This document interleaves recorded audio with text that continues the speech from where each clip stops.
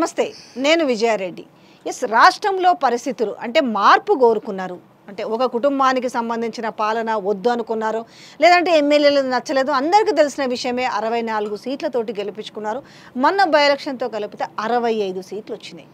అయినప్పటికీ ఇంత ఒక 6 నెలలు గడవక ముందుకే విపరీతమైన వ్యతిరేకతను తెచ్చుకున్న ఏకైక పార్టీ ఏదంటే అది రేవంత్ రెడ్డి ఆధ్వర్యంలో ఉన్న కాంగ్రెస్ పార్టీ అని చెప్పుకోవచ్చు. ఎందుకు ఈ పరిస్థితి వచ్చింది?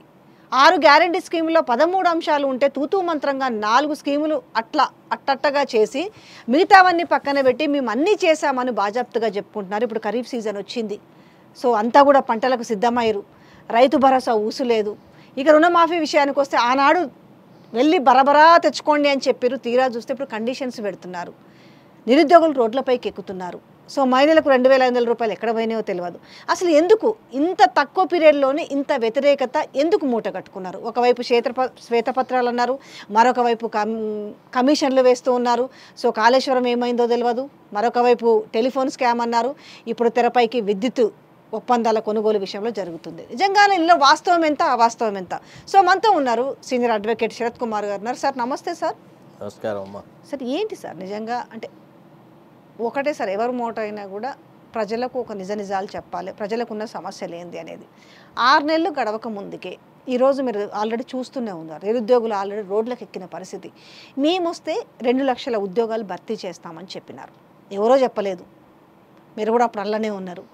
2 లక్షల భర్తీ అన్న తర్వాత వాళ్ళందరూ కూడా పాపం వ్యయ ప్రయాసాలకు ఏర్చి పంట పొలాల్లోకి అమ్మ అయ్య కాళ్ళు మొక్కి కాంగ్రెస్ గవర్నమెంట్ వస్తే భవిష్యత్తు మారుతుంది అని చెప్పారు.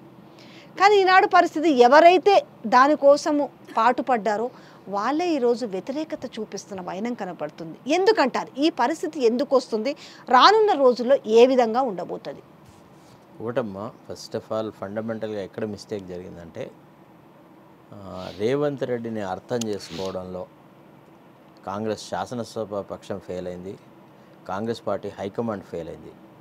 రేవంత్ రెడ్డి ఇంత డొల్ల మనిషి అనే సంగతి వాళ్ళు గుర్తించకపోయింది.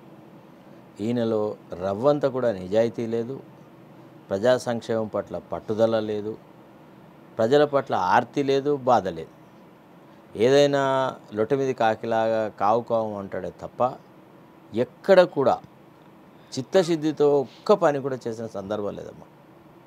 నాడు ఎలక్షన్ మేనిఫెస్టో రిలీజ్ చేసేటప్పుడు, అభయహస్తాన్ని రిలీజ్ చేసేటప్పుడు మల్లికార్జున ఖర్గే గారు మిగతా వాళ్ళందరూ ఎంత గొప్పగా ప్రజలకు వాగ్దానం చేసినారు. ఇది ప్రతి పదం ప్రతి వాక్యం తూచా తప్పకుండా అమలు చేస్తామని అన్నారు. కానీ ఈయన పదవికాంక్షతోని ఈయన ఏదో రకంగా ప్రయత్నాలు చేసేసి ముఖ్యమంత్రి స్థానంలో కూర్చున్నాడు తప్ప, అంటే కాంగ్రెస్ లాంటి ఒక గొప్ప పార్టీ ముఖ్యమంత్రి ఈ రకంగా ప్రవర్తిస్తారని ఎవరు ఊహించలేదు. ఆయన వచ్చినప్పటి నుంచి కార్యక్రమాల అమలును ఏదో రకంగా తాత్సారం చేసి వెనుకకు పారేయడం మీదనే శ్రద్ధ వహిస్తున్నాడు తప్ప ఈ మేనిఫెస్టో ఐటమ్స్ని అమలు పరచాలన్న చిత్తశుద్ధి చూపట్టట్లేదు. అది కారణం. అదే ఎందుకంటారు చిత్తశుద్ధి అంటే? మొన్నటిదాకా కొంత ఇన్సెక్యూరి ఫీలింగ్తో ఉండేది. పార్లమెంట్ ఎలక్షన్స్ ముందు 10 నుంచి 14 అన్నారు. సరే 10 నుంచి 14 పోయి 64 సీట్లు ఉన్న నేపథ్యంలో 64 ప్లస్ అప్పటికొకటి 65 సిపిఐతో కలిపితే 8 సీట్లకే పరిమితమైన నేపథ్యం కనిపించింది. రెండోది ఆయన సొంత ఇలాకా, ఆయన సిట్టింగ్ స్థానం కావచ్చు, లేదంటే ఆయన పుట్టిన గడ్డ కావచ్చు, ఆ 2 కూడా లాస్ అవ్వడము. సో ఎందుకు ఈ పరిణామాలు ఎందుకు జరుగుతున్నాయి అంటే రేవంత్ రెడ్డి కూడా రాష్ట్రం బాగుపడాలని కూడా, రాష్ట్రానికి మంచిగా చేయాలన్న విజనరీ ఉందని ఒకవైపు చెప్తున్నాడు, మరొక వైపు ఎందుకు ఇంప్లిమెంటేషన్ జరుగుతలేదు? ఒకటమ్మా, ఒక ఉన్నతమైన స్థానంలో కూడా ఒక నీతి బాహ్యమైన రాజకీయాలు చేసేటువంటి వ్యక్తి ఎప్పుడైతే ఆక్యుపై చేస్తాడో ఇదే జరుగుతుంది. ఆయనలో రవ్వంతా కూడా కమిట్మెంట్ లేదు. Basically what I find lacking in him is commitment to do something good for the people. ప్రజలకి సేవ చేసేసి ప్రజల మన్నలను పొంది ప్రజల హృదయాలను గెలుచుకోవాలన్న ఆ ఆర్తి, ఆ ఆప్యాయత, ఆ ప్రేమ, ఆ అనురాగం లేదు. ఏదంటే ఏ రోటికి ఆ పాట, ఎక్కడ సందర్భోచితంగా మాట్లాడడమే తప్ప, అంటే మాటకారితనం చూపెడుతున్నాడు తప్ప కార్యాచరణ లోపల ప్రజల పట్ల ఒక కమిట్మెంట్ అనేది చూపట్లేకపోతున్నాడు. మొట్టమొదటి నుంచి మీరు గమనిస్తే ఆయన రాజకీయ చరిత్ర గమనిస్తే కూడా ఎక్కడ ఉండెనో వాళ్ళను దెబ్బగొట్టి ఇంకో చోటికి పోతాడు, మళ్ళీ అక్కడ కొంత డెవలప్ అవుతాడు, మళ్ళీ వాళ్ళని దెబ్బ కొట్టి ఇంకో చోటికి పోతాడు. అంటే బయాలజీలో ఒక జంతువు ఉంటుంది, అదేమిటంటే ఆఫ్టర్ డెలివరీ ఇట్ డైస్ అనమాట. ఇగో ఇది ఆ టైప్ ఆఫ్ ప్యాటర్న్ అమ్మ. ఇప్పటి వరకు honestly speaking, even I also supported Revanth Reddy's candidature for CM's post. I regret today, అరే అమ్మ నేను పొరపాటు చేసినాను. అంటే సహజంగా కాంగ్రెస్ భావజాలంలో కానీ కాంగ్రెస్ ఐడియాలజీతో కానీ డెవలప్ అయిన వ్యక్తి కాదు. అసలు అతను ఎంతసేపు కాంగ్రెస్ను తిడుతూ వచ్చినాడు. నాకు అనుమానం ఏంటంటే నేను కాంగ్రెస్ను భూస్థాపితం చేస్తాడా అనేటువంటి అనుమానం కూడా కలుగుతుంది. ఈయన ఇదే రకంగా ఇట్లనే తాత్సారం చేసేసి ఏ కార్యక్రమాలు అమలు చేయకపోతే, ఇప్పుడు చూడమ్మా ఎంత ఆక్రోషంతో, ఎంత ఆవేదనతో, ఎంత బాధతో బీఆర్ఎస్ ప్రభుత్వాన్ని భూస్థాపితం చేసినారు తెలంగాణ ప్రజలు. మళ్ళీ పునరాలోచనలో పడ్డారు తెలుసా. అసలు కేసీఆర్ టైంలోనే బాగుండే, రైతు బంధు టైంకి వచ్చేది, అన్ని కార్యక్రమాలు సక్రమంగా జరిగేది, కరెంటు కోతలు ఉండకపోయేది అనేటువంటి ఆలోచనలోకి ప్రజల్ని ఈయనే నెట్టుతున్నాడు. ఇదే చాలా బాధాకరమైన విషయం. ఇప్పుడు కరెంటు విషయానికి వచ్చేసరికి ఇక్కడ సమస్యని తప్పుదోవ పట్టించడానికి, ప్రజలని కొంత సైకాలజికల్గా పక్కదోవ పట్టించడానికి చేస్తున్న, అంటే కరెంట్ ఇంతకుముందు అవునన్నా కాదన్నా సఫిషియెంట్గా వచ్చిందనేది ఒక 2014 నుంచి మొదలు పెడితే 23 వరకు పర్లేదు సఫిషియెంట్గా కరెంట్ వచ్చింది అనేది. ఇప్పుడు కరెంటు ప్రాబ్లము, నీళ్ళ ప్రాబ్లము ఒకటి ఉంది.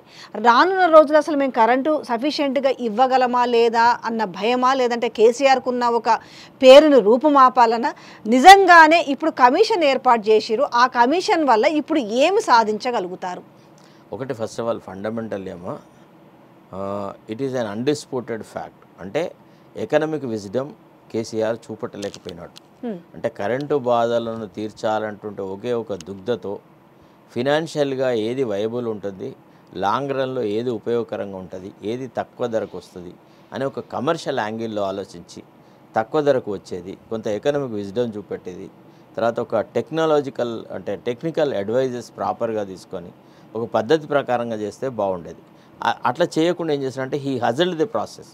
ప్రతిదాన్ని తొందరగా, తర్వాత ఏకపక్ష నిర్ణయాలు, సొంత ఆలోచన, సొంత కవిత్వం, ఇట్లా చేయడం వల్ల ఏం జరిగిందంటే ఈ ఎలక్ట్రిసిటీ ఈ ఒప్పందాలలో, ఈ కొనుగోలు వ్యవహారాల్లో కొంత అవినీతి జరిగిన మాట వాస్తవము. ఇవాళ డిస్కామ్ల యొక్క పరిస్థితి కొన్ని వేల కోట్ల అప్పులలో ఇవి ఊబిలో చిక్కుకుపోయినాయి. అంటే ఇదంతా కేవలం అనాలోచితమైనటువంటి తప్పుడు నిర్ణయాల వల్ల జరిగింది అనే మాట నిర్వివాదాంశం. అయితే దాని మీద ఒక ప్రాపర్ ఎంక్వైరీ జరగాలి, ఒక ఇన్వెస్టిగేషన్ జరగాల.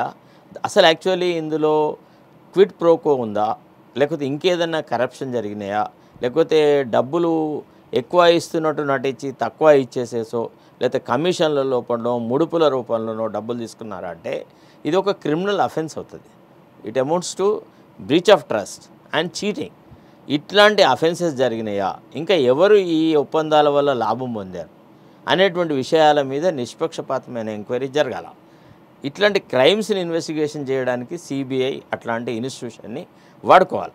తర్వాత ముఖ్యమంత్రి గారు తనకు తానుగా ప్రదేశ్ కాంగ్రెస్ అధ్యక్షుడిగా ఉన్నప్పుడు ఇట్లాంటి అన్నిటి అవినీతి భాగోతాల మీద నేను సిబిఐకి ఇస్తా అని, సిబిఐకి ఇవ్వాలా అని డిమాండ్ చేసిన వ్యక్తి.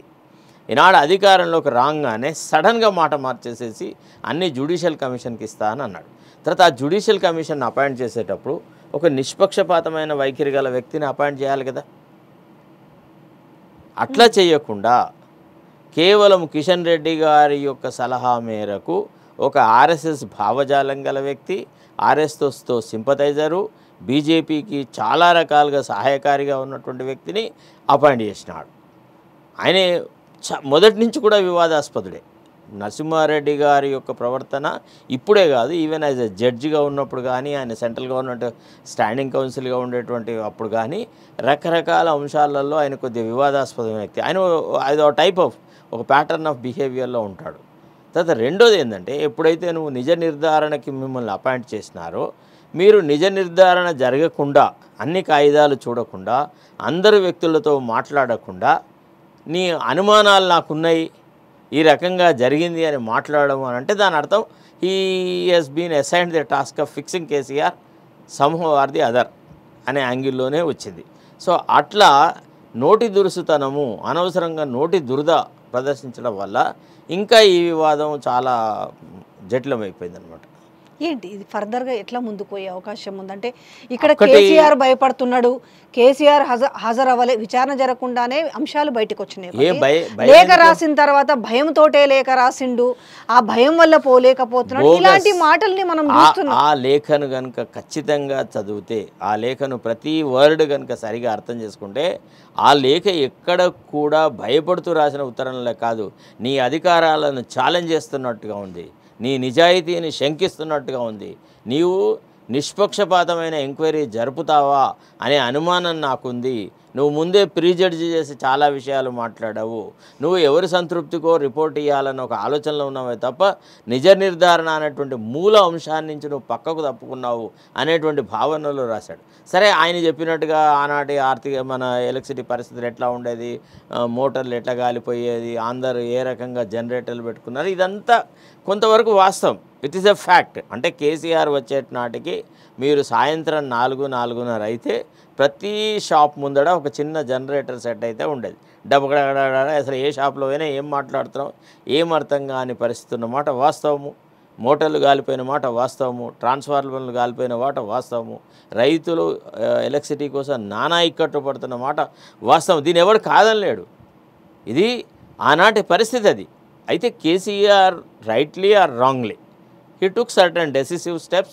As a result, the electricity problem has been reduced. To that extent, he is entitled for the credit. అయితే అట్లా అని రైతుల ఇక్కడ అంటే ఇప్పుడు ఎట్లుందంటే రోగం కంటే కాస్ట్లీ మెడిసిన్ ఇచ్చినాడు కేసీఆర్. ఆ ఒప్పందాల విషయంలో కొంత విచక్షణ ప్రదర్శించేది ఉండే. ఇప్పుడు ఇట్లాంటి ఒప్పందాలు ఏం చేయాలమ్మా, ఒక కమిటీకి ఇవ్వాలి, సొంత నిర్ణయాలు తీసుకోకూడదు. One particular cabinet sub committee is to be constituted చేసేసి, అయ్యా మీరు ఈ ఒప్పందాలు ఈ రకమైన వ్యవహారాలు మనం చేయదలుచుకున్నాం, రాష్ట్ర ప్రభుత్వం ఈనాడు ఈ వ్యవహారాలు చేస్తుంది, ఈ కమిటీ వాళ్ళు ఎగ్జామిన్ చేసేసి వేరియస్ గవర్నమెంట్స్తో డిస్కస్ చేసేసి ఎవరి నుంచి మనకు కాస్ట్ ఎఫెక్టివ్లో ఎలక్ట్రిసిటీ సప్లై అవుతాయి, ఏ రకమైనటువంటి కార్యక్రమాలు చేస్తే మనం తక్కువ ధరకు ఎక్కువ లాభం పొందుతామని ఆ ఎకనామిక్ విజ్డమ్ చూపెట్టేది ఉండే. అది మనది ఎట్లుందంటే సర్ప్లస్ స్టేట్ అవ్వడం వల్ల జేబులో బాగా డబ్బులు ఉంటే మనం వాడు ఎంత అడుగుతా అంత ఇచ్చేసేసి కొనుక్కున్నాం. తర్వాత ఇంకొక ముఖ్యమైన విషయం ఏందమ్మా, మేము ఛత్తీస్గఢ్కి వెళ్ళాం తీన్మార్ మల్లన్నతో పాటుగా. అక్కడి ముఖ్యమంత్రి భూపేష్ బఘేల్తోని మేము ఇంటరాక్షన్ పెట్టినాము. కాంగ్రెస్ గవర్నమెంట్ ఉన్నప్పుడు మేము వెళ్ళాం. I had an interaction with Bhupesh Baghel. In fact అక్కడ స్టేజ్ మీద మీటింగ్లో కూడా భూపేష్ బఘేల్ గారు మాట్లాడినటువంటి మాటలను, ప్రజలు ఆయనను అడిగిన ప్రశ్నలని నేను తెలుగు నుంచి హిందీకి అనువాదం చేసేసి ఆయనతో మాట్లాడినాను. రఫ్లీ about half an hour to 45 minutes confabulation I had with him. During the course of discussion he revealed Telangana ప్రభుత్వం ఇంకా కూడా మాకు డబ్బులు ఇవ్వాలి, మాకు డబ్బులు ఎగ్గొట్టింది అనే విషయం కూడా చెప్పినాడు. అంటే ఒక్కటి, కేసీఆర్ ఏదైతే ఒప్పందాలు చేసుకున్నావో they are all unwise decisions. They were not economically wise, economically useful decisions. ఈ భారం పెనుభారం అయితే రాష్ట్రం మీద మోపినాడు అనేది నిర్వివాదాంశం. అయితే అది దురుద్దేశపూర్వకంతో చేశాడా, లేకపోతే ఆలోచన రహితంగా చేశాడా, లేకపోతే అప్పటి పరిస్థితుల ప్రకారంగా అంటే రైతులు ఎదుర్కొంటున్నటువంటి ఇక్కట్లను, లేకపోతే ఇండస్ట్రియల్ ఎదుర్కొంటున్న ఇక్కట్లను దూరం చేయడానికి నిర్ణయం తీశాడనేది కమిటీ నిజ నిర్ధారణ తేల్చాలి. తేల్చకముందే తొందరపడి మాటలు మాట్లాడడం అనేది కమిషన్కు సరిపడిన విషయం. అంటే ఎట్లా ఉంటుంది ఫర్దర్గా ఇది ఏ రకంగా తేలే అవకాశం ఉంటుంది? అంటే నోరు తెరిస్తే అంటే అట్లని కాదు, జనరల్గా ఇప్పుడు కోమటిరెడ్డి వెంకటరెడ్డి కావచ్చు, లేకపోతే ఇంకొకరు కావచ్చు, ఈరోజు దాని మీద మాట్లాడుతూ ఇక ఖచ్చితంగా ఇటు టెలిఫోన్ కేసు కావచ్చు, స్కామ్ గురించి కావచ్చు, అదే ట్యాపింగ్ కావచ్చు, లేదంటే ఇప్పుడు ఇది కావచ్చు, లేదంటే కాళేశ్వరం కావచ్చు, మనకి కంక్లూజన్లు ఎక్కడ కనపడుతుందంటే అంటే జైలుకు వెళ్తారు అంటుంది. ఇక్కడ జైలుకు పంపించడమే ఇక్కడ దీనికి సొల్యూషనా? అంటే ఇప్పుడు ఒకవేళ ఒకటి, నేను ఏ రాజకీయ నాయకుడైనా కానీ ప్రత్యర్థుల పట్ల కొంత సంయమనంతో మాట్లాడాలి.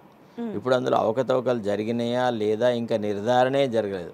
కేసీఆర్ ఆల్రెడీ జైల్లోకి పోతాడు అని అన్నప్పుడు మీరు ఈ ఎంక్వైరీలు, ఇన్వెస్టిగేషన్లన్నీ వాటి తూతూ మంత్రలాగా చేస్తున్నారు, ఐవాష్ లాగా చేస్తున్నారు. కేవలం మీకు కేసీఆర్ను జైలుకు పంపి ఆయన పార్టీని లేకుండా చేయడము అనేది ఒకవేళ మీ పొలిటికల్ టార్గెట్ అయితే that is a different thing all together. కానీ నిజ నిర్ధారణ జరిగి తప్పులు ఆయన చేసినట్టుగా నిరూపించబడితే ఆయన జైలుకు పోని ఇంకెక్కడికైనా పోని అభ్యంతరం లేదు. కానీ ఇప్పుడే ఆయన ఖచ్చితంగా జైలుకు పోతాడు, ఖచ్చితంగా జైలుకు పోతాడు అనేటువంటి మాట ఇది కేసీఆర్ను చూసి భయపడి మాట్లాడుతున్న మాటలాగా ఉంది. తెలంగాణ ప్రజలకు ఇచ్చిన హామీల విషయంలో ఈరోజు చాలా ఇక్కట్లు పడుతున్న నేపథ్యం కనపడుతుంది. సో మాకు కొంత రైతుకు పెట్టుబడి సాయంగా ఆనాటి నుంచి అందించారు కాబట్టి మీరు ఇంకా గొప్పగా దానికంటే ఇంకొక 5,000 యాడ్ చేసి ఇస్తామని చెప్పారు. రెండోది ఏంది, అలవిగాని హామీ ఏంది, 2 లక్షల రుణమాఫీ ఏకకాలంలో, దట్టు ప్రతి ఒక్కరు అయిన వాళ్ళు కూడా ఇమ్మీడియట్లీ వెళ్ళి తెచ్చుకోండి అని చెప్పి మేము డిసెంబర్ 9కే చేస్తామన్నారు. 4-5 వాయిదాలు పెట్టేశారు. లాస్ట్కి దేవుళ్ళ మీద ఒట్టేసి ఆగస్టు 15వ తేదీ అన్నారు. సరే సంవత్సరం అంటే చెప్పలేదు అనుకోండి, ఆగస్టు 15వ తేదీ అని చెప్పారు, లోపు చేస్తామని చెప్పి. సో పెద్దగా ఎన్నో రోజులు లేదు, దానికి ఒక కార్పొరేషన్ ఏర్పాటు చేసి రైతు కార్పొరేషన్, దాని ద్వారా చేస్తామన్నారు. కానీ దానికి ఉండే కొర్రీలు దానికి కనిపిస్తున్నాయి. ఇందులో ఇప్పుడు ఏదైతే మన తెలంగాణ అందరూ కూడా మోడీ పైసలు అంటారా, కిసాన్ సమ్మేళన్, సో దాని నుంచి వచ్చే 6,000 రూపాయలు వస్తాయి. ఒక 36 లక్షల మందికి వస్తాయి ఆ డబ్బులు. వాళ్ళకు మాత్రమే వర్తించాలా? తర్వాత రేషన్ కార్డును తీసుకోవాలి ప్రామాణికంగా, ప్రభుత్వ ఉద్యోగులు, ఐటీ కట్టే వాళ్ళకు, ప్రైవేట్ ఉద్యోగస్తులకు ఉండదు. ఇన్ని కారణాలు ఇప్పుడు చెప్తుంటే రేపు ప్రజానికం యావత్తు రైతులు ఆల్మోస్ట్ ఒక 70 లక్షల మంది ఉంటారు. ఎట్లుంటుంది వీళ్ళ మనసులు? రేపు ఏ విధంగా గాయపడే అవకాశం ఉంది? రేపు వీళ్ళు ఏ విధంగా గలమెత్తే అవకాశం ఉంటుంది? అంటే ఒకటమ్మా, ఇప్పుడు ఈ రుణమాఫీ అనేది 2 లక్షల రూపాయల రుణమాఫీ అనేది యోగ్యులకు, అర్హత గల వ్యక్తులకు ఇవ్వాలనేటువంటి నిర్ణయము హర్షణీయం. అయితే అర్హులు ఎవరు అనేటువంటి విషయాన్ని నిర్ధారించడానికి కొన్ని ప్రామాణికాలు అవసరం. ఒకటేంది, ఆల్రెడీ రైతు బంధు విషయంలో, రైతు భరోసా విషయంలో కూడా అయోగ్యులకి లక్షలకు లక్షల రూపాయలు ఇచ్చినారు. ఇండస్ట్రియలిస్టులకి, టెలిఫోన్ బంకులకి, రోడ్లకి, అంటే రెవెన్యూ రికార్డ్స్తో సంబంధం లేకుండా అది నేలైతే చాలు రైతు బంధు ఇచ్చినారు. అసలు సాగుకు పెట్టుబడి అనేటువంటి ఒక మూల ఉద్దేశాన్ని డిఫీట్ చేస్తూ వ్యవసాయ యోగ్యంగాని భూములకు, గుట్టలకు, చెరువులకు, పంట అంటే ఏ రకంగా కూడా వ్యవసాయం జరపని ఇసుక నేలలకు కూడా ఈ రైతు బంధు అనేది ఇవ్వడం జరిగింది. ఇది చాలా విమర్శలకు దారితీసింది. నిజమైన రైతులకు ఇస్తే 5,000 కంటే ఇంకా 10,000 కూడా ఇవ్వగలిగిన పరిస్థితి ఉండే. కొంత ఫిల్టరింగ్ జరగాల్సింది ఉండే, ఆ పని జరగలేదు. సో ఇప్పుడు రైతు రుణమాఫీ అనేది పెనుభారం కాబట్టి సహజంగా ఎవరైతే అగ్రికల్చర్ చేస్తున్నారో వాళ్ళకే ఇస్తే బాగుంటుంది. కౌలు రైతులను కూడా దృష్టిలో పెట్టుకోవాల్సి వస్తుంది, రకరకాల అంశాలను పరిశీలించాల్సి వస్తుంది. కాబట్టి ఒక అధికారుల కమిటీ ఒక రిపోర్ట్ ఇచ్చారు, ఏమని, గీ అంశాలు పరిగణలోకి తీసుకోవచ్చు అని. అందులో ఒకటి ఏంది, ఈ కిసాన్ యోజన ఏదైతే ఉందో, కిసాన్ సమ్మాన్ యోజన అని కేంద్ర ప్రభుత్వం పెట్టిందో, దానికి కొన్ని గైడ్లైన్స్ ఉన్నాయి. ఈ గైడ్లైన్స్ మనం ఫాలో అవుదామని. అయితే ఇందులో లోపభూయిష్టంగా ఉన్న అంశాలు 2. ఒకటేంటిది, రేషన్ కార్డు ఉండడం. గత 10 సంవత్సరాల కాలంలో కేసీఆర్ ఉన్న టైంలో అసలు రేషన్ కార్డులు అనేది ఎవరికి రిలీజే కాలేదు, ఎవరికి ఇవ్వలేదు. ఒక దశకము అనేటప్పటికీ చాలా కుటుంబాలలో కూడా 10 ఏళ్ళు 9 ఏళ్ళు ఉన్న వాళ్ళందరూ మేజర్లు అయినారు, పెళ్ళిళ్ళు అయినాయి. 97 లక్షలు ఇప్పుడు ఉండడమే. చాలామంది వేరే కుటుంబాలు పెట్టుకున్నారు. వాళ్ళ ఎవరికి రేషన్ కార్డు లేకపోవడం వల్ల అట్లాంటి వాళ్ళందరికీ డిప్రైవేషన్ జరుగుతుంది, ఫస్ట్ పాయింట్. తర్వాత మీరు పాస్బుక్ ఉండాలన్నాడు. ధరణిలో ఎన్నో అఘాయిత్యాలు జరిగినాయి, ఎన్నో అరాచకాలు జరిగినాయి. పాస్బుక్లు అనేది చిన్నకారు రైతులకు అసలు దక్కనే లేదు. ఓన్లీ ఎవరికైతే 5 ఎకరాల ఎబో 10 ఎకరాలు అట్లా భూములు ఉన్నవాళ్ళు, కొంత భూమి మీద అవగాహన ఉన్నవాళ్ళు ఏదో రకంగా అటు తహసీల్దార్లనో లేకపోతే ఇతర అధికారులనో మొత్తానికి మభ్యపెట్టో, లాలుచి పెట్టో, డబ్బులు ఇచ్చో పాస్బుక్లు పొందినారు. చిన్నకారు రైతులున్నారు, 1-2 ఎకరాల భూమి ఉన్న వాళ్ళ భూములు అనవసరమైన వివాదాలలో చిక్కుకున్నాయి. ఇప్పుడు ఈ భూములు ఎక్కడివి అని అంటే, గత ప్రభుత్వాలు భూమి లేని రైతులకు పంచినటువంటి భూములు. లేకపోతే రుణాలు రావు కదా. అదే కదా అమ్మా. ఇప్పుడు ఒక విషయం ఏంటంటే, ఫస్ట్ ఆఫ్ ఆల్ మీరు ఒకవేళ పాస్బుక్ను ప్రామాణికంగా తీసుకోవాలని అనుకున్నప్పుడు ధరణికి సంబంధించిన అన్ని సమస్యలు రిజాల్వ్ చేసేసి అర్హులైనంత వాళ్ళందరికీ పాస్బుక్లు ఇవ్వాలా. ఒక తుప్పంగాళ్ళ కమిటీ ఒకటి పెట్టినాడు, ధరణి సమస్యలు అన్నీ పరిష్కారం కావాలని చెప్పేసి. అందులో ఎట్లాంటి వాళ్ళని పెట్టినాడంటే, గజ ఈతగాడనే పేరు, నీళ్ళని చూస్తే గజ వణుకుతారు. ఈ నిపుణుల పరిస్థితి అట్లాంటిది. వీళ్ళు ఒక్కడికి కూడా అందులో ప్రైవేట్గా అంటే పర్సనల్ ఎక్స్పోజర్ లేదు. వాడెన్నడూ ధరణికి సంబంధించిన ఏ వివాదాలని కొట్లాడిన వ్యక్తులు కాదు, పరిశీలించిన వ్యక్తులు కాదు, పరిష్కరించిన వ్యక్తులు కాదు. ఇప్పుడు నేను మొన్న ఒక లక్ష్మణ అని ఒక రైతుని ఇంటర్వ్యూ చేస్తే, ఆయన ఏం చెప్పినాడు కోదండరెడ్డి గురించి? చాలా తను డొల్లా, అసలు ఆయనకి ఏం రైతుల వ్యవహారమే తెలియదు, వ్యవసాయం గురించి ఆయన అవగాహన చాలా శూన్యం సార్ అని ఒక రైతు నాయకుడే చెప్పినాడు. ఆయనతో ఒక 5-6 సార్లు మీటింగ్ చేసిన వ్యక్తి కోదండరెడ్డికి అసలు ఈ విషయం మీద అసలు పూర్తిగా అవగాహన లేదు, ఆయనకు అర్థమే కాలేదు సార్ సబ్జెక్టు, ఎన్నిసార్లు మాట్లాడినా అని అన్నాడు. ఒకటి ఇంకొక ఎవరో ఒక లాయర్ ఉన్నాడు, ఇంకా మిగతా వాళ్ళు ఉన్నారు కదా, వాళ్ళ విషయంలో కూడా అదే రకమైన మాట్లాడు. ఇప్పటి వరకు 30 మీటింగులు జరిగినాయమ్మా, దాదాపు 6 నెలల కాలం గడిచింది. ఎన్ని ధరణి సమస్యలు సాల్వ్ చేశారు? ఇప్పుడు మరి పేద రైతులకు మనము పాస్బుక్ ఇవ్వకుండా, పాస్బుక్ లేకుంటే మేము మీకు రుణమాఫీ చెయ్యము అని అంటే మరి వాళ్ళు ఎక్కడ పోవాలా? అంటే ఇండైరెక్ట్గా నువ్వు ఇస్తానని మాట చెప్పి ఇవ్వట్లేదు అనేటువంటి ఒక ఆలోచన వస్తారు కదా. ఆగస్టు 15 వరకు ఒక 50% వరకన్నా కూడా రుణమాఫీ నిజంగానే అర్హుల వరకన్నా రుణమాఫీ జరిగే అవకాశాలు కనిపిస్తున్నాయా?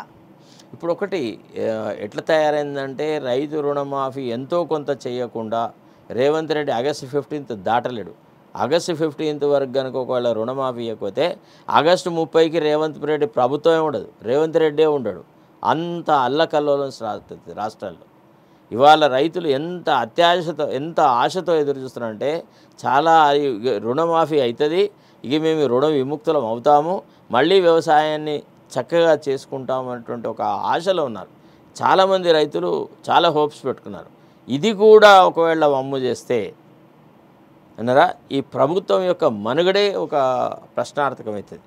ముఖ్యంగా రేవంత్ రెడ్డి నాయకత్వం మీద ఏమాత్రం ఇప్పుడు ఆల్రెడీ ఆయన క్రెడిబిలిటీ ఒక 30-40%కి వచ్చింది. కీలక అంశం కూడా ఉంది కదా, పాపం వృద్ధులకి చేయుత కింద ఇచ్చే పెన్షన్స్ 4,000 చేస్తామనంటే పక్క రాష్ట్రంతో కంపేర్ చేసుకుంటే ఏంటంటే వాళ్ళు అలా గురువే, ఇప్పుడు గురువు అంటే ఒప్పుకోవడానికి సమకాలికుడు అంటున్నాడు అనుకోండి, సరే మనం గురువుగానే చూస్తున్నాం, మై కలీగ్ అంటున్నాడు, మై కలీగ్. అప్పుడు గురువు అన్నా కూడా చాలా సంతోషంగా ఉండే. ఆయన నుంచి నేను చాలా నేర్చుకున్నాను. నా ఈ అభ్యున్నతికి తెలుగుదేశం పార్టీ కార్యకర్తల యొక్క కాయకష్టం ఉన్నది. నేను ఎప్పుడూ తెలుగుదేశం పార్టీకి రుణపడి ఉంటాను. మన చంద్రబాబు నాయుడు పట్ల నాకు ఎప్పుడూ గౌరవ భావనే ఉంటుంది, ఆయనను నేను తిట్టాల్సిన అవసరం లేదు అని ఆయనే అన్నాడు. ఇప్పుడు సహచరుడు అందుకని ఇప్పుడు గురువు అంటే చెప్పుతో కొడతాము, గురువు అనొద్దు అనేసి అన్నాడు. అయితే ఓకే, ఎవరన్నారు చెప్పుతో కొడతామని? గతంలో అన్నాడు, అంటే ఈ మధ్య కాలంలో అంటాడు ఇంకా గురువు అని మాట్లాడకండి, ఎందుకు మాట్లాడతారు గురువు అనేసి, నా సహచరుడు లేదంటే నా సమకాలికుడు గురువు ఎట్లా అవుతాడు అన్నాడు. ఏపీలో కూడా శ్రీలంకతో కంపేర్ చేసిర్రు, ఇంకా అయిపోయింది ఏపీ పరిస్థితి అనుకున్న నేపథ్యంలో సరే చంద్రబాబు నాయుడు గెలిచిండు.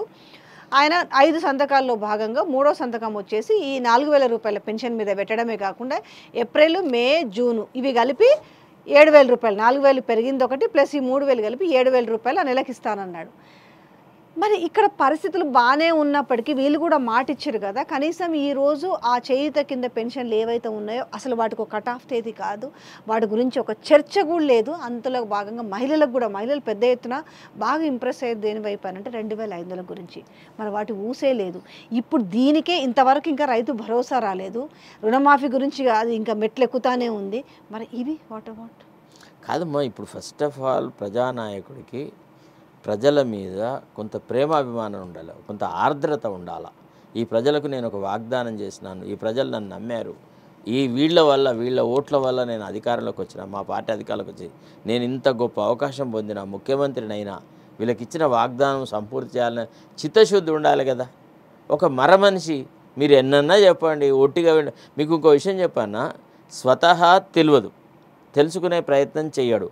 అన్నిటికీ తోడు ఎంత అహంభావి అంటే ఎవడన్నా ఏదైనా చెప్పడానికైనా ట్రై చేస్తే, నేను వెళ్ళినాను కదమ్మా, నా వ్యక్తిగతమైన అనుభవం చెప్తున్నాను. నేను వెళ్ళి ఆ GOMS నెంబర్ 46 వాళ్ళకి సంబంధించిన వ్యవహారం చెప్పడానికని పోయి, ఆ పిల్లలందరూ బీదవాళ్ళు, అంతా SC ST BCల వాళ్ళు, చాలా గ్రామీణ ప్రాంతాల నుంచి వచ్చిన వాళ్ళు. ఈ జీవో వల్ల ఓన్లీ హైదరాబాద్ జంట నగరాల్లో ఉన్న వాళ్లకు సమైక్యవాదులకే లాభం జరుగుతుంది. అంటే ఇక్కడ వలసగా వచ్చి ఇక్కడ ఉండి వాళ్ళ ఉద్యోగాలు చేస్తూ వాళ్ళ పిల్లలు ఇక్కడ చదువుకోవడం వల్ల 7వ తరగతి వరకు చదువుకున్న వాళ్ళకి లోకల్ క్యాండిడేట్ అని గుర్తింపు ఇవ్వడం వల్ల వాళ్ళకి ఇస్తున్నారు. ఇది మన తెలంగాణ వాళ్ళకి అన్యాయం చేస్తే నేను చెప్పడానికని పోతే, మీరు నమ్ముతారో నమ్మరో, నన్ను ఎగాదిగా చూసిన తీరు ఎట్లా చూసినాడంటే, అంటే ఆయన బాడీ లాంగ్వేజ్ని basically I tell you, I been both a journalist and a lawyer. మేము నా కళ్ళల్లో ఇట్లా ఎక్స్రే మిషన్లు ఉంటాయి, నేను ఒక మనిషిని చూడంగానే వీడు బతుకు గింత అని డిసైడ్ చేసి వాని కంటెంటు, వాని ఎబిలిటీ, వాని ఎఫిషియన్సీ అంతా రాసి పెడతా. నేను చూస్తే నాకు ఒక్కసారి ఎంత ఆశ్చర్యం అంటే ఆయన ప్రవర్తనలో అంటే నీకేదో మొక్కుబడిగా ఒక ఇంటర్వ్యూ ఇచ్చినా నీకు ఒక అవకాశం ఇచ్చినా 2 నిమిషాలలో నువ్వు ఏది చెప్పదలుచుకున్నా జై అబ్బా నువ్వు చెప్పకుంటే మాకు తెలియదా, నువ్వు చెప్తేనే మేము తెలుసుకుంటామా, ఓకే రైట్ నువ్వు చెప్పాల్సింది చెప్పినావు ఇవ్వో మా ఇష్టం వచ్చిన నిర్ణయం మేము చేసుకుంటాము అనే ధోరణి ఉంది తప్ప ఒక విషయం మీద వివరించారు కదా, వివరించినప్పుడు తన నుంచి వచ్చిన స్పందన ఏంటి? ఏది లేదు, ఓకే నేను అన్నీ ఆలోచిస్తాను నేను మాట్లాడతాను అన్న అని అన్నాడు కదా, అంతే వెళ్ళిపోమన్నాడు కదా. అదే కదా అన్న మాట చెప్పిన తర్వాత రెండో రోజు నుంచి నేను ఏది చెప్పానో దానికి వ్యతిరేకంగా చర్యలు తీసుకోవడం స్టార్ట్ చేసినాడమ్మా. అప్పుడు ఎంత బాధ అనిపిస్తుంది మీకు చెప్పండి. ఇప్పుడు నేను నా వ్యక్తిగతమైన అవసరాల కోసం ఆయన దగ్గరికి పోలేదు. తర్వాత ఇంకోటి ఏం చేసినాడు తెలుసా, ఇప్పుడు ఒక చీప్ టాక్టిక్స్ ఏం చేస్తున్నారంటే ఇప్పుడు ఎవరైనా ప్రభుత్వ విధానాల మీద ఒక విమర్శనాత్మకమైనటువంటి మాట మాట్లాడితే ఒక గ్యాంగ్ ఉందన్నమాట. వాళ్ళ పని ఏంటంటే మన ఇంటర్వ్యూ పబ్లిష్ కాగానే వాళ్ళు కామెంటరీలు పెట్టడం, అంటే వాళ్ళే మోటివేటెడ్గా వాళ్ళ బతుకంత ఏంటంటే ఇప్పుడు వ్యక్తిగతంగా మీకు నాకు ఏదైనా ఒక కాంక్షను ఆపాదిస్తారు. అంటే విజయారెడ్డి ఏదో ఊహించింది, లేకపోతే ప్రెస్ అకాడమీ చైర్మన్ కావాలనుకున్నది, ఆమె ట్రై చేసింది, మొట్టమొదటి మహిళా ప్రెస్ అకాడమీ చైర్మన్ అయితే బాగుండు అనే ఆలోచన ఆమెకు ఉండింది, ఆమె ప్రయత్నం చేసింది, కానీ మేము ఆమెకు ఇవ్వకపోవడం వల్ల ఆమె రేవంత్ రెడ్డి మీద మన్ను వస్తుందని ఆమెను అంటారు. ఇక నా దగ్గరికి వచ్చేటప్పటికి నేను అర్హమైన వ్యక్తిని కాబట్టి ఎవడో అడ్వకేట్ జనరల్ పోస్ట్ కోసం ఆయన ఎక్స్పెక్ట్ చేసినాడు, అది ఇవ్వకపోవడం వల్లనే ఆయనే చాలా వ్యతిరేక్త భావనతోని రేవంత్ రెడ్డి మీద మన్ను వస్తున్నాడు అనేటువంటి ఓ మాట ఆ కామెంటరీలో పెడుతున్నాను. నేను ఒక ప్రశ్న అడుగుతున్నానమ్మా, మనలో మాట ఈరోజు ఈ టాపిక్ ప్రతిసారి ఇది మనం తీయలేదు, ఇది మనము వ్యక్తిగత కాంక్షతో ఏ రకమైన పని చేయలేదు, కానీ కావాలని వాళ్ళ చెంచగాళ్ళు పెడుతున్నటువంటి కామెంటరీకి నేను ఈనాడు మీ ముఖం ద్వారాతోని మీతోనే ఒక విషయం ప్రస్తావిస్తున్నా. ఈయన సెలెక్ట్ చేసిన వాళ్ళల్లో ఫర్ ఎగ్జాంపుల్ నన్ను అడ్వకేట్ జనరల్కి నేను ట్రై చేసినాను, నాకు రాలేదు కాబట్టి రేవంత్ రెడ్డి మీద నాకు కోపం అని నా మీద ఆరోపణలు చేస్తున్నారు కదా. నేను అడుగుతున్నాను, నువ్వు సెలెక్ట్ చేసిన అడ్వకేట్ జనరల్ ఏమంత పెద్ద పూటమోగాడు చెప్పండి. ఒక మాట చవట ఉన్నమాట చెప్పాలంటే సమైక్యవాదుల జంటలో ఉండే, సమైక్యవాదులతో గుమికూడినాడు, ఆనాడు తెలంగాణ ఉద్యమం జరిగినాడు, ఆయన ఎక్కడుండే? పోనీ మా ఎకడమిక్ ఎఫిషియన్సీలో కానీ ప్రొఫెషనల్ ఎఫిషియన్సీలో కానీ ఆమె ఎనీవే ఇన్ఫీరియర్ టు హిమ్? చెప్పండి ఒక మాట. ఆయన కంటే నేను ఇన్ఫీరియర్నా ఏ విషయంలోనైనా? ఏదీ లేకుండా కొద్ది కాలంలోనే చేరిన అనతి కాలంలోనే ముఖ్యమంత్రి యొక్క బాధ్యతలు చేపట్టగలిగిన వ్యక్తి అయితే, ముఖ్యమంత్రి పదవి కావాలన్న కాంక్ష రేవంత్ రెడ్డికే ఉంటే అన్ని ధారపోసి పూర్తిగా ఒక యుద్ధం చేసి కేసీఆర్ మీద తెలంగాణ ఉద్యమంలో పార్టిసిపేట్ అయి మా జీవితాలు ధారపోసిన వ్యక్తులు మేము ఎంత టెన్షన్ ఎదుర్కొన్నాము, ఎన్ని సమస్యలు ఎదుర్కొన్నాము కేసీఆర్ ప్రభుత్వంలో. మేము ఏదైనా ఎక్స్పెక్ట్ చేస్తే తప్ప నేను అడగలేదు, ఆనెస్ట్లీ చెప్తున్నాను. కావాలంటే ఎవరితోనే ఛాలెంజ్ చేస్తాను.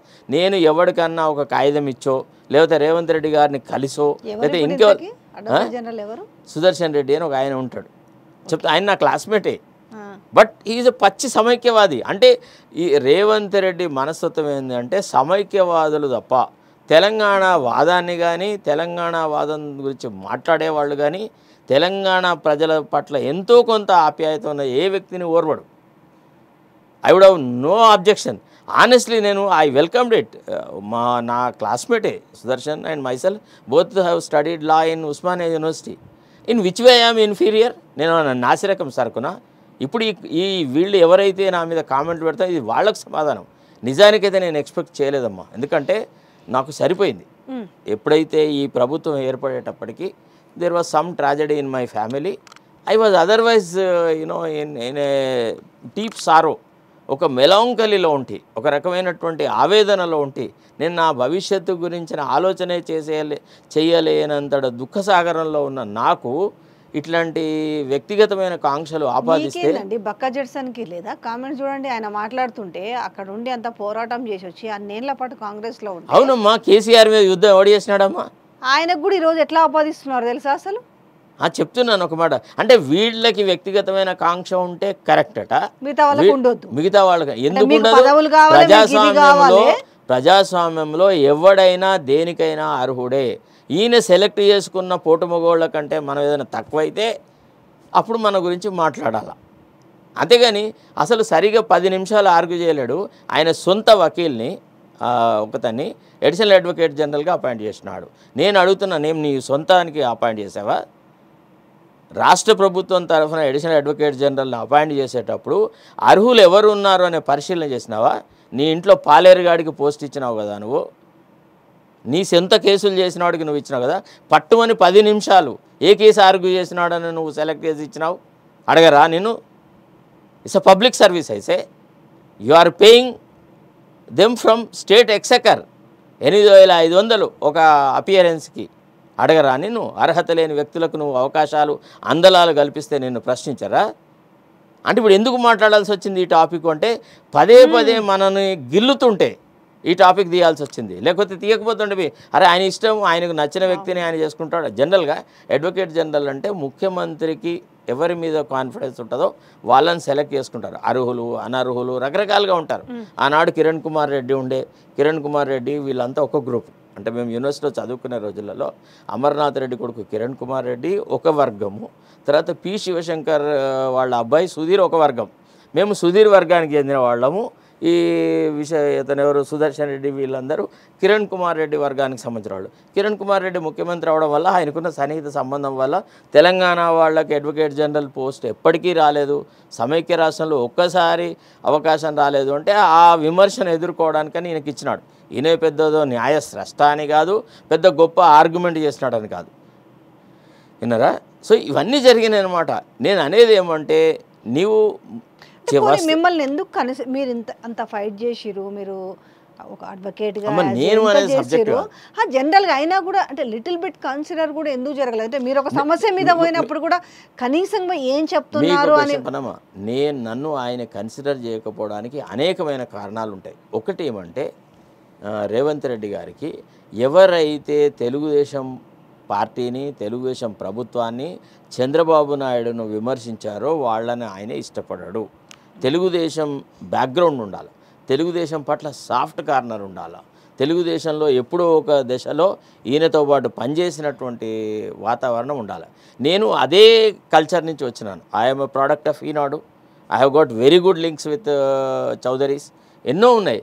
కానీ ఎన్టీ రామారావును ఏ రకంగా అయితే చంద్రబాబు నాయుడు ద్రోహంతో ఆయనకు వెన్నుపోటు పొడిచి అంత గొప్ప నాయకుడిని అధికారంలో లేకుండా చేశాడో, ఎన్టీఆర్ పరిపాలనను మొగ్గదొడవకుండా చేసినాడో, చాలా హీనాతిహీనమైనటువంటి దశలో రామారావు గారిని పదవిచ్యుతులను చేసినారు. ఆ విషయాన్ని నేను ఎన్నడూ జీర్ణించుకోలేకపోయినా.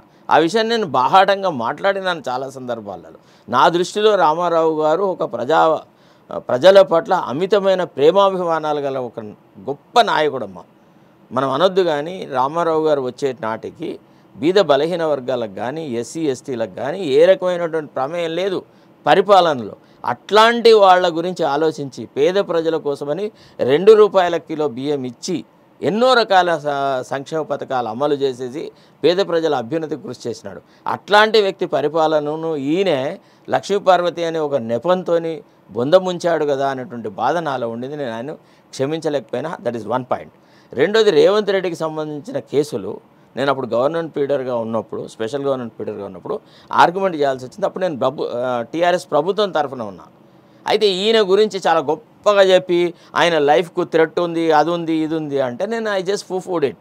I said who would waste a bullet on him, why should there be any threat to his life అని అన్న. సరే, ఇది ఏదైనా కానీ కాక he is entitled to have his own opinion about me. I care 2 hoots for that. Similarly, I also have got an opinion about me. But that has nothing to do with the our jobs కదా. ముఖ్యమంత్రిగా ఆయన తన బాధ్యతలు నిర్వర్తిస్తాడు. జర్నలిస్టులుగా మీరు మీ role play చేస్తారు, నేను నా role play చేస్తాను. మనం చేసే విమర్శలో ఇది సద్విమర్శ అవునా కాదా, ఈ విమర్శలో కంటెంట్ ఎంత ఉంది, కరెక్ట్నెస్ ఎంత ఉంది అనే విషయాలను పరిశీలించకుండా కేవలం విజయారెడ్డి గారు కాబట్టి ఆమెను బీఆర్ఎస్తో జతగడతా, శరత్ కుమార్ కాబట్టి ఈ గాడిది కొడుకు ఏదో ఒక అడ్వకేట్ జనరల్ పోస్ట్ అడిగాడు అని, అసలు నేను అడిగిన దాఖలాలు ఎక్కడున్నాయి? ఎవడికి నేను నా రిప్రజెంటేషన్ ఇచ్చినా, ఎవడి ద్వారా ట్రై చేసినా? మరి వాడు వచ్చి చెప్పొచ్చు కదా, నా ద్వారా ట్రై చేసినాడు, నేనే పోయి ముఖ్యమంత్రి దగ్గర ఈ రిక్వెస్ట్ చేసినా ఆయన కాదని అన్నాడు అని ఒక్కడిని చెప్పమనండి. నేను ఎవరిని అడగలేదమ్మా. ఇదంతా కేవలం ఒక మోటివేటెడ్ క్రిటిసిజం చేసేసి ఈయన పరిపాలన పెద్ద గుప్తుల నాటి స్వర్ణయుగము అని చెప్పుకోవడానికి చేస్తున్న ప్రయత్నం. త్వరలో బీఆర్ఎస్ ఎల్పీ విలీనం అంటే ఎమ్మెల్యేలని భారీ స్థాయిలో చేర్చుకోబోతున్నాం. ప్రజల సమస్యలు ఎట్లాగూ గాలికి వదిలేస్తున్నారు. ఫోకస్ అంతా ఒకటి, ఒకవేళ బీఆర్ఎస్లో ఉన్న ఎమ్మెల్యేలు ఎవరైనా క్షణికమైన ఆవేశంతోనో లేకపోతే ఇమీడియట్ రాజకీయ ప్రయోజనాల కోసమనో ఒకవేళ వాళ్ళు కనుక కాంగ్రెస్ పార్టీలో చేరితే వాళ్ళు ఆత్మహత్య చేసుకున్నట్టే. ఎందుకట్లా? ఇప్పుడు ఇది ఎప్పటికి ఒకటే తీరు ఉంటుందా? ఇప్పుడు 6 మీద ముళ్ళు 12 మీదకి వస్తుందా రాదా? డెఫినెట్గా వస్తుంది. వస్తుందా రాదా? ఇప్పుడే పరిపాలనలోకి వచ్చిన 6 నెలల్లోనే ఇంత అసంతృప్తి మూటగట్టుకున్న ఈయన ఇంకెంతకాలము ముఖ్యమంత్రిగా ఉంటాడంటారు మీరు? ఈయనను ఈ తెలంగాణ ప్రజలు కాంగ్రెస్ పార్టీ ఎంతకాలం భరిస్తుంది అంటారు మీరు? ఈయన మోయలేని భారం అమ్మా. He has become a liability to the party and also to the people of the state, honestly speaking. So కింద ఉన్న మంత్రులు దీని గురించి ఆలోచిస్తారా? అంటే ఒకటి వాళ్ళు ఏం చేస్తారు పాపం? ఇప్పుడు అట్లా కదండి, వాళ్ళు ఏం చేయకముందే వాళ్ళ నిజాయితీని శంకించేటట్టుగా వ్యవహారాలు చేస్తుంటాడు కదా. ఇప్పుడు ఎంతసేపు పాపం మొన్న వెంకటరెడ్డి గారు ఎప్పుడైతే మొన్నటి ఎలక్షన్ సందర్భంలో 10 సంవత్సరాలు రేవంత్ రెడ్డి గారే ముఖ్యమంత్రి ఉంటారు అని అన్నప్పుడు ఆ స్టేట్మెంట్ ఆత్మవంచనతో కూడుకున్నది. ఆయన ఎందుకు చెప్పాలి ఆ మాట? 10 సంవత్సరాలు ఈయనను ఉంటా అని అంటే అది ఈయన సొంత నిర్ణయమేనా? దానికి ఒక పార్టీ ఉంటుంది, ఎలక్షన్స్ ఉంటాయి, రకరకాల వ్యవస్థలు ఉంటాయి. ఇదేమన్నా ఆశ్చర్యమా? అవసరం కూడా ఆయనకు లేదు. అట్లాని ఈయనకంటే అర్హులు పార్టీలో లేరా అంటే అందరూ ఈయనకంటే అర్హులే. I tell you honestly, every MLA is much more qualified than Revanth Reddy. కానీ ఆయన కూడా అదే ఏమన్నాడు, నా సరిసమానులు నాతో పాటుగా క్వాలిటీ ఉన్నవారు లేకపోతే అర్హత ఉన్నవాళ్ళు కోమటిరెడ్డి వెంకటరెడ్డి అని చెప్పుకొచ్చిండు. అట్లెట్లే చెప్పగలడు? చెప్పిండు.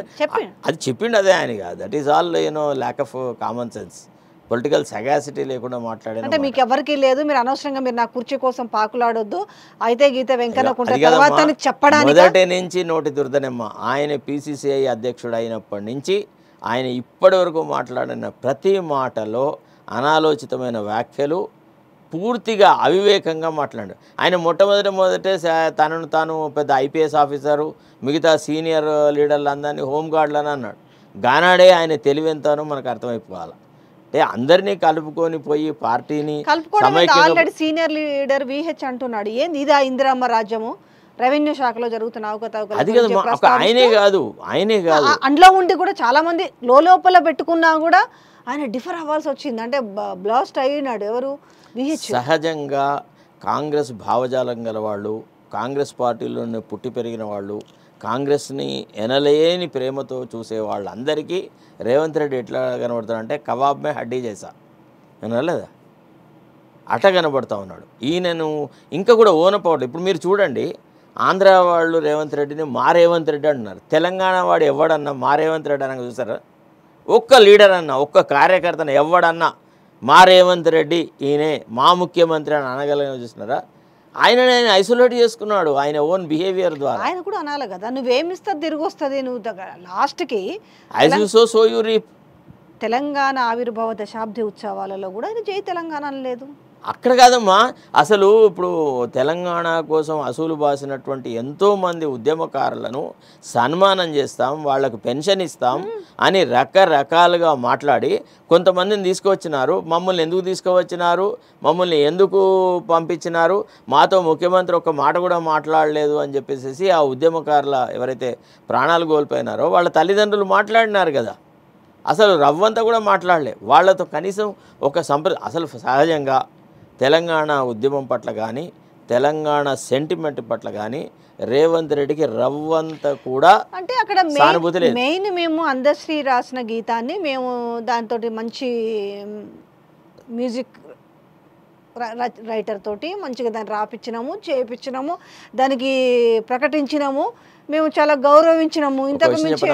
ఇంతవరకు నేను అందశ్రీ అంటే చాలా గౌరవం కలిగి ఉంటామ్మా. అందశ్రీని నేను ఒక మంచి సహజ పాండిత్యం గలటువంటి రచయిత అంటే దాదాపుగా నేను ఆయనను కవి పోతనతో పోల్చి చూసే వ్యక్తిని.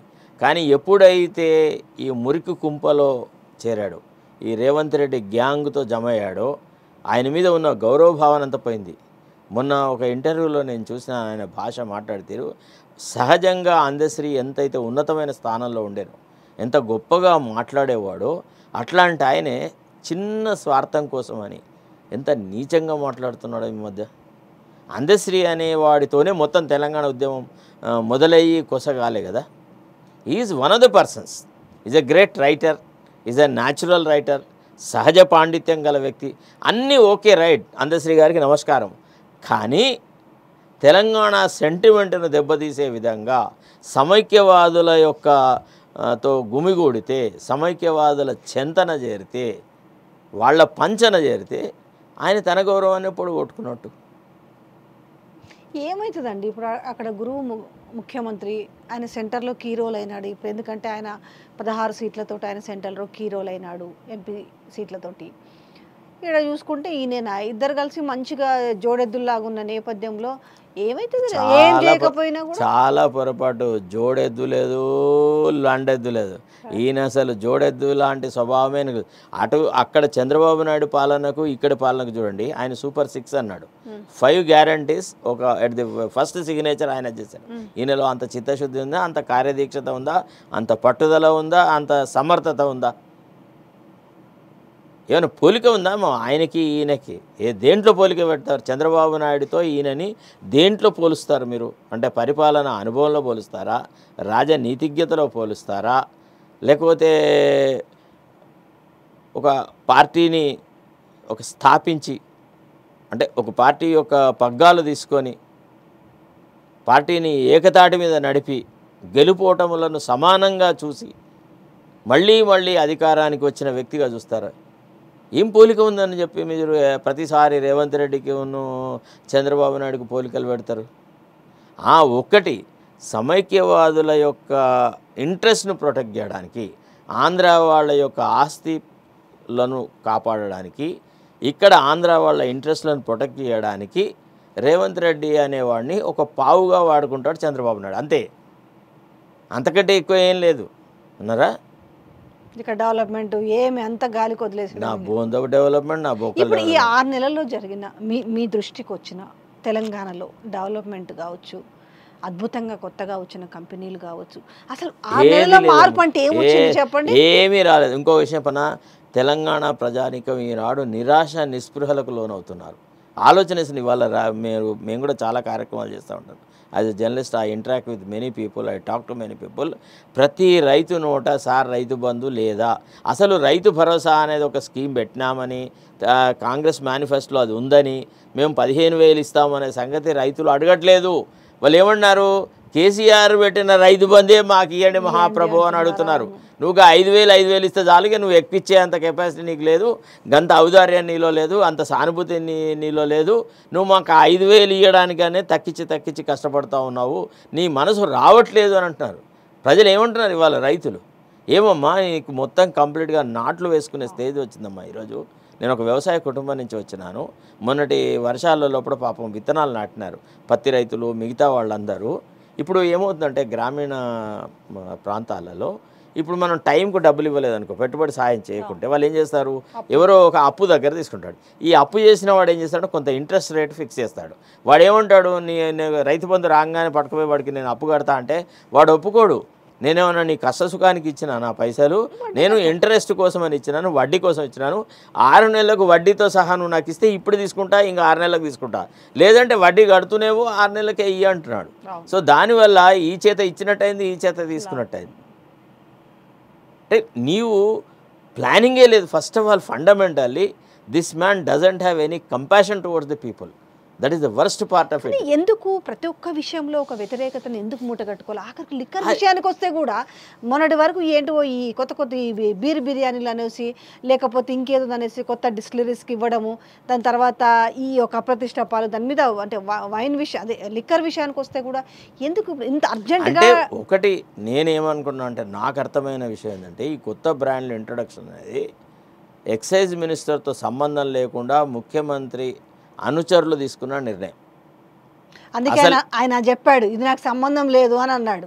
That's but natural, that is but natural. ఆయన చెప్పినా చెప్పకుండా ముంజేతి కంకడానికి అర్థం ఎందుకు? మళ్ళీ ఇమీడియట్గా పెద్ద ఆయనతో అబద్ధం ఆడిచ్చినారు. అది బ్రీవరీస్ కంపెనీ తీసుకున్నారు, కార్పొరేషన్ వాళ్ళు తీసుకున్న నిర్ణయం నా దృష్టిలోకి రాలేదు, అది ఇది అని ఏదో సర్ది చెప్పడానికి ట్రై చేసినాడు. But the fact of the matter is చాలా అంశాలు, చాలా మంత్రివర్గానికి సంబంధించిన వ్యవహారాలు, చాలా మంత్రిత్వ శాఖలకు సంబంధించిన వ్యవహారాలను ముఖ్యమంత్రి ఏకపక్షంగానే నిర్ణయిస్తాడు అని చాలామంది నాతో చెప్పినారు. వాళ్ళకి సంబంధమే ఉండదు, మంత్రులకు తెలియకుండానే చాలా విషయాలు జరిగిపోతుంది. అది ఎక్సైజ్లో కావచ్చు, హౌసింగ్లో కావచ్చు, ఇంకేదైనా కావచ్చు. పక్క రాష్ట్రంలో చూసినాం లిక్కర్ కన్జ్యూమర్స్ అనేది ఎంత ఇబ్బంది పడ్డారు గత 5 ఏళ్ల నుంచి అని. మళ్ళీ తీసుకొచ్చి కళ్ళతో చూసిన తర్వాత ఈడ తెలంగాణలో నువ్వు బిర్యానీలు అని దాని పేర్లు ఏంటో చెప్తున్నారు, నాకు పెద్దగా లేదు. ఎందుకు అట్లాంటి అది కదమ్మా, మనం ఏం చేసినాము ఇప్పుడు ఎన్నికలప్పుడు బెల్ట్ షాపుల గురించి ఒక పెద్ద ఉద్యమం లాగా బెల్ట్ షాపు లేకుండా చేస్తామని అన్నా. మరి బెల్ట్ షాపులు లేకుండా అయిందా ఈనాడు? ఇంకా అధికమైనాయమ్మా బెల్ట్ షాపులు. ఇవాళ గ్రామీణ రైతాంగము ఏదైనా పనిచేసి వస్తే 3 గంటల నుంచి 2:30, 3 నుంచే తాగడము, తోలడము, రానా ఇబ్బందులు పాలవుతున్నారు. అసలు మహిళల జీవితంలో కూడా చాలా అశాంతికి కారణం ఈ బెల్ట్ షాపులు. రాగానే ఒక వెల్ఫేర్ మెజర్ కింద మనము ఈ బెల్ట్ షాపులను తీసేద్దామని నిర్ణయం చేసినా లేదు. ఆ బెల్ట్ షాపుల ద్వారా, ఆ వైన్ల అమ్మకాల ద్వారా, ఎక్సైజ్ అమ్మకాల ద్వారా వచ్చే నిధులతోనే ఎంతో కొంత అరకొరిగా కొన్ని కార్యక్రమాలు జరుగుతాయి కాబట్టి ఆ పని చేస్తున్నాడు. ఇప్పుడు ఏవేవైతే జరుగుతున్నాయో రోడ్ల మీదకి వస్తున్నారు. ఇక ఒకవైపు రైతులు వస్తున్నారు, ఒకవైపు అన్ని వర్గాల వారు మెల్లమెల్లగా రోడ్డెక్కి నిరసన తెలియజేస్తున్న వైనం కనపడుతున్న నేపథ్యంలో ఈ వ్యతిరేకత ఈ విధంగా వస్తుంది, ఇది పెచ్చు మీరితే ప్రమాదమే అని హైకమాండ్ పరిశీలించే రోజు వస్తుంది అనుకోవచ్చా?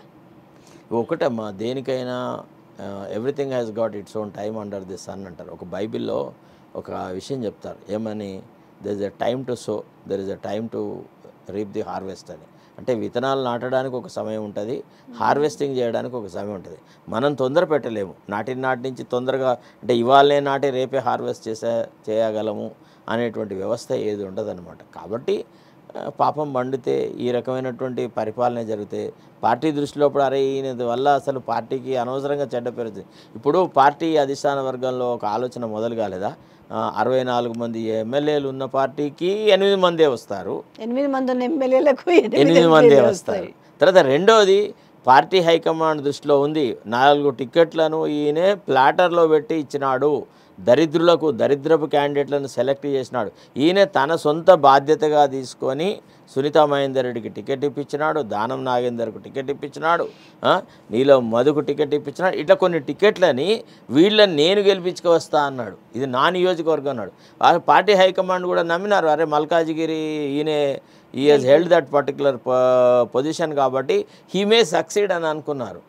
దాదాపుగా 4 సీట్లను పళ్ళెరల్లో పెట్టి మనం బీజేపీకి అప్పగించినాం. అసలు బీజేపీకి అంత సీన్ ఉందమ్మా ఈ రాష్ట్రాల్లో? 2-3 సీట్ల కంటే ఎక్కువ లేదు. కేవలం ఇప్పుడు ఎంతసేపు ఏమంటారంటే బీఆర్ఎస్ వాళ్ళు ఓట్లన్నీ కాంగ్రెస్కి ట్రాన్స్ఫర్ చేసి, కామన్ సెన్స్ ఉండాలి. నువ్వు రాజకీయంలో ఉన్నావు, శత్రువు మిత్రువు అవుతారా కదా?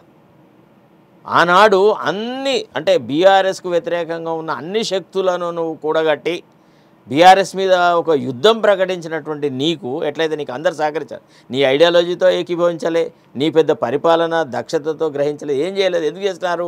బీఆర్ఎస్ యొక్క అరాచక పాలన ఉంది కాబట్టి రకరకాల అభిప్రాయాలు గలవాళ్ళు, ఐడియాలజీ గల వాళ్ళందరూ ఒక గొడుగు కింద వచ్చేసేసి బీఆర్ఎస్ను ప్రభుత్వాన్ని పొందముంచినారు. అట్టనే ఇవాళ నువ్వు వ్యతిరేకంగా ఉన్నప్పుడు నువ్వు పార్టీ అంటే ప్రజలకు కళంకమైనటువంటి పరిపాలన తీసుకొస్తే, ప్రజాకంటకమైన పాలన తీసుకొస్తే నిన్ను వ్యతిరేకించే వాళ్ళందరూ ఒక గ్రూప్ అవుతారా కారా?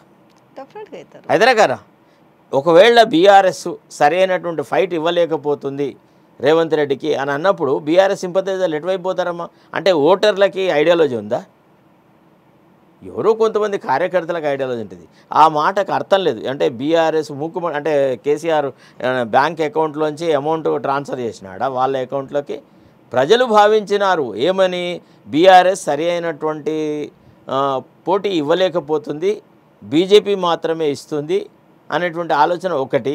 రెండోది ఏంటంటే నువ్వు ఇచ్చిన ప్రతి మాట తప్పేవు కదా, నీ విశ్వసనీయత 0 అయింది కదా.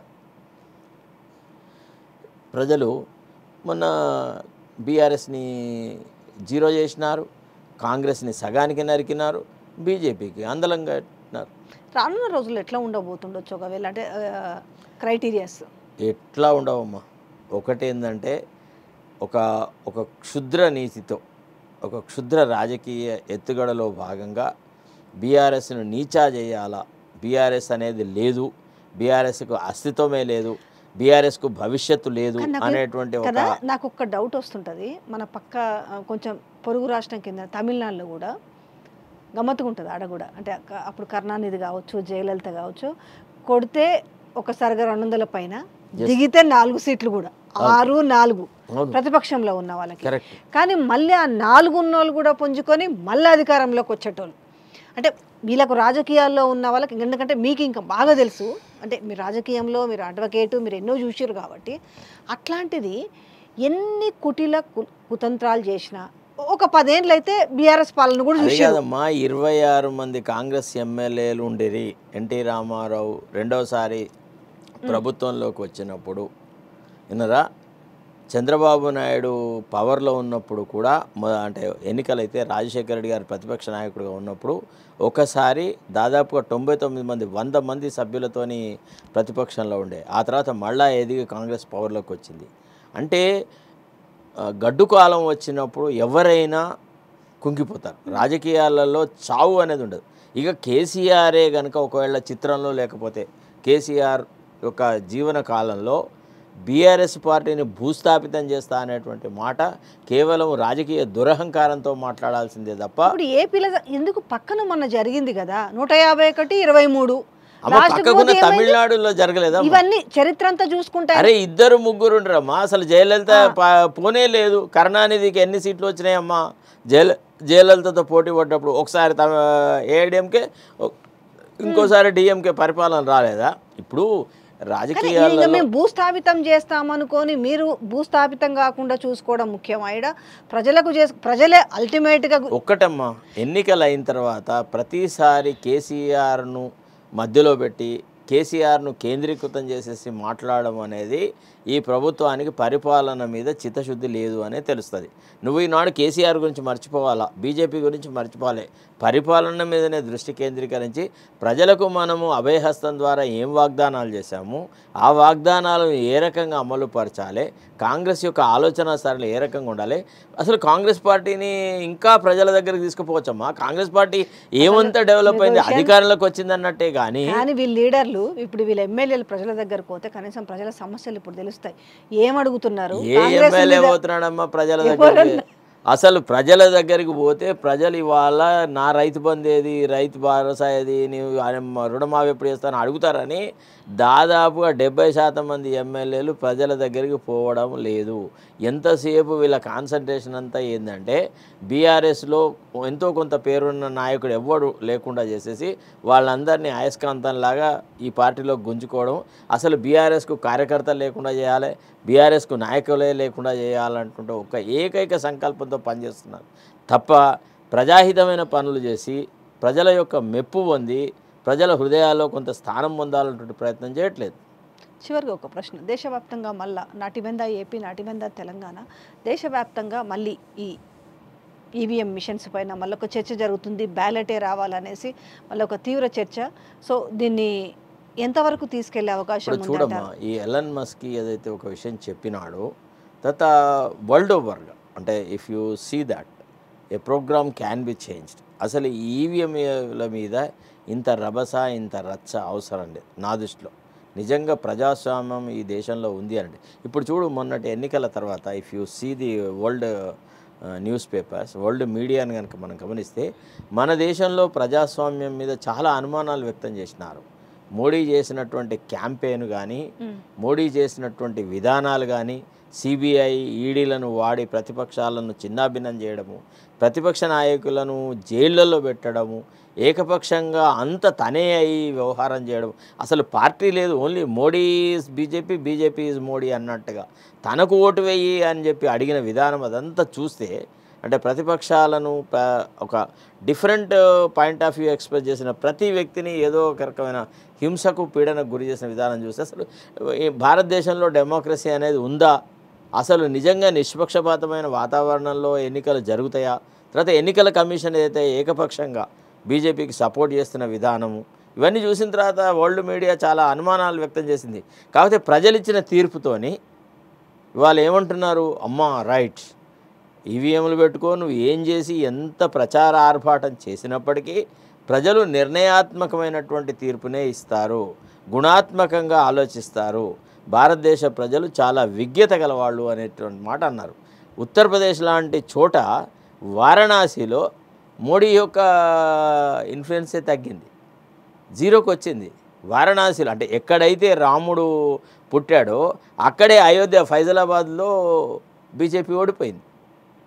అంతేందుకమ్మా ఇక్కడ మన రాష్ట్రంలో మొన్న లోక్సభ ఎన్నికలు జరిగిన చోట మంత్రుల యొక్క ప్రతి నియోజకవర్గంలో తక్కువ ఓట్లు వచ్చినాయి తెలుసా? 20,000 నుంచి 30,000 వరకు ప్రతి ఎమ్మెల్యే నియోజకవర్గంలో ఓట్లు తక్కువ వచ్చినాయి. అంటే వీళ్ళ యొక్క ప్రతిభ, వీళ్ళ ప్రభ, వీళ్ళ ప్రకాశం ఎంత తగ్గిందో తెలిసిపోవట్లేదా? ప్రజలు అన్నీ గమనిస్తారు, ప్రజలు విజ్ఞులు, ప్రతిదాన్ని ఆలోచిస్తారు. ఇవాళ కింద పడ్డవాడు అటనే కింద పడి ఉండడు, పైన ఉన్నవాడు ఎవడు పైన ఉండడు. Thank you so much sir, చాలా విషయాలు చెప్పారు. రానున్న రోజుల్లో మరి ఎట్లాంటి మార్పులు చోటు చేసుకుందాం చూద్దాం. విజ్ఞులైన ప్రజలు తప్పకుండా మంచి నిర్ణయాలు తీసుకుంటారమ్మా. Thank you so much sir, thank you.